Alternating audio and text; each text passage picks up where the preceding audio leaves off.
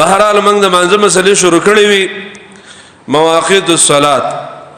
د مسبقین من بیان شه تیر جمعه کې د مازیګر من بیان شه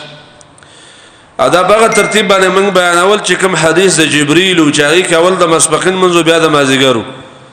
موږ بغه ترتیب باندې بیان کړل ورپسې من چې ز بیانو ماغه د ماخام من ده او ګټه مو ان شاء الله تعالی د مقصد من بیان کوزګه دي کې اختصار شته رسول الله صلی الله علیه وسلم نا د ماخام منظر لپاره دو وخت نقل لی لکه څنګه چې په د عام منځونو کې دو وخت او اخیر او اول دو وختونه بکیو او موږ به کې استقراری وخت هم جوړ کړو چې کتاب سنت نه معلومیږي چې انسانان مجبور دي کله کله خوب کې پاتې شي کله کله سړی بیماری کله سړی بیهوش شي کله غاړه نه ودرېږي داغه د پاره یو استقراری او د مجبورۍ وخت مو ګډیر تاخير شنو بدی وخت بیا کیږي دا د استقرار او د مجبورۍ وخت دی نو په ماخام کې ماول وخت هم شته او دویم وخت هم شته او کوم اهل علم چې د ماخام یو وخت دی بس نور د ډوبېدو سمون دی او بل وخت ولا نشته دا کمزور قول له صحیح قول دا دی چې د ماخام اولنې وخت او داغي اخیرنې وخت هم شته او قران او سنت نه دا نقل له او د عربی د لغت هم دا خبره معلومه ده اول وخت د ماخام تاسو ته معلوم ده تقریبا دا اتفاقی ده په مابین د تمام مسلمانانو کې اتفاقی ده سوا د روافض او نشیاګان د ماخام وخت نا وخت وي او عام تقریبا ائمه اربعه د اجماعي مسله ده چې د ماخام وخت شروع کیږي د نور د ډوبېدونه امامت د جبريل عليه الصلاه والسلام کې دا الفاظ دي نبی علیہ السلام جبريل مال امامتی راکړه وصلى بي المغرب حين افطر الصائم د ماخام د ماته بده سر ټیم کې وکړو چې کله د روزمات ټیمو خلکو روزمات ولا مان نور پناشه د ماخام د ماته وکړه دویم حدیث د بریده رضی الله عنه ده صحابه وی نبی علیہ السلام ته د ماخام اقامت منغه وخت کې وکړو فقام المغرب حين غابت الشمس کله نور پناش بل حدیث ابو هريره ده وان اول وقت المغرب حين تغرب الشمس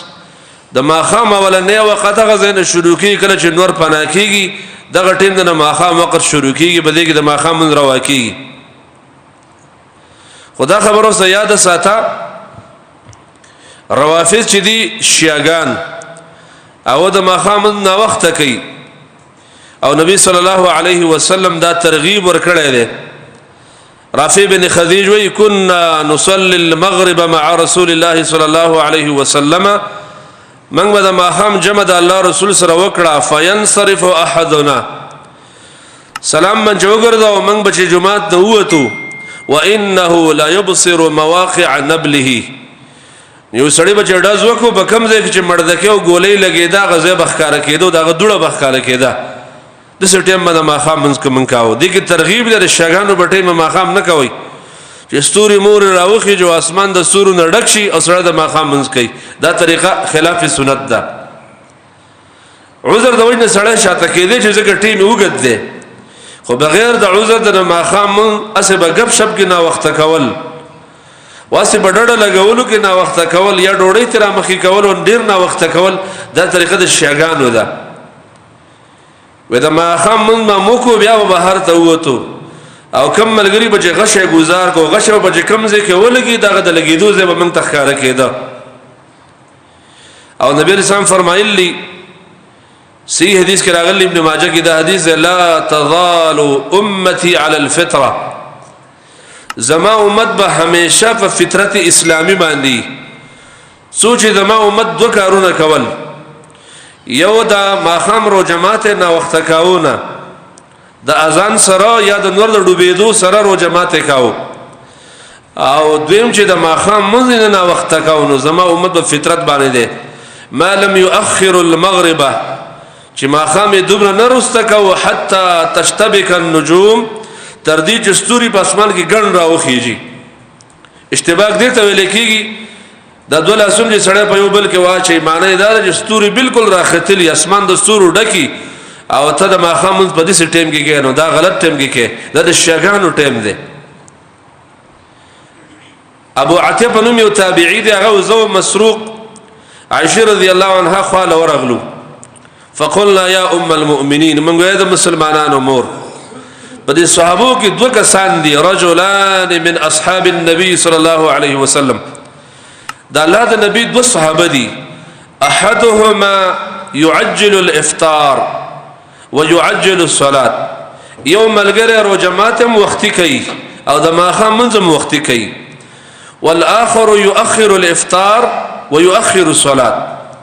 او دویم ملګری د ماخام منځم نا وخت کې او روزم نا وخت ماتي کم یو بدی کې افضل له نو عائشہ رضی الله عنها فرمایل چې کم یو وختي روزمات کوي او وختي د ماخام منځ کوي قلنا من عبد الله ابن مسعود رضی الله عنه ده چې دا روزمات هم وختي کوي د نور د پنا کې دوه روزمات کوي او نور د پنا کې دوه د ماخام منځ کوي قالت هكذا صنع رسول الله صلى الله عليه وسلم مور بیبي وی د الله د رسول طریقه دا وا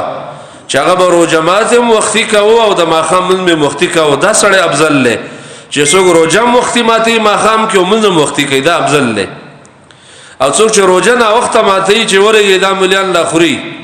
اول یې دا پلانې اذان لا وختي کیږي او زما په غړې کې لا ټیم نه دی شوی او د پلانې ټیم پس کې ټیم نه دی شوی او اذان نشوي او نور د استاد علاقینه پنا شوی او ته غړې ته ګوري د شکیانو بشان کجوره دی بلاس کې نیول او انتظار کوي بار ته ګوري سوچ خره تیار شوی نه او ستور راختلی نه هغه ټیم پر ته کجوره خله د نه چي دا د شګانو ټیم نه دا سړی غوړه نه دی او د ماخام مون چې شاده سي نه وخت کاو چې حتی تشتبك النجوم چې ستوري ښکار شو نو دا د روافضو طریقه د چې په دې زمانه کې چې کوم خلک دا دعوی کوي چې موږ د نبی رسول د قرآنی نه یو اهل بیت یو او د نبی رسول د صحابه سره زمونږ مینه ده او زمونږ د فاطمه سره مینه ده رضی الله عنها او د علی بن ابي طالب سره مینه ده د څه خلک چې کومه نظریه لري چې په شاګانو مشهور دي یا په روافضو مشهور دي د دې خلکو منځونه نه وختي تاسو رادیو ولګوي کله چې موږ روزه ماته کو منځ مو کو چې واپس سره راځي او چیس کی هغه ټیم کې هغه اذان کوي او دا طریقه خلاف د محمد صلی الله علیه وسلم نه ده او دا خلاف د تمام صحابه کرامو دا افضل طریقه نه ده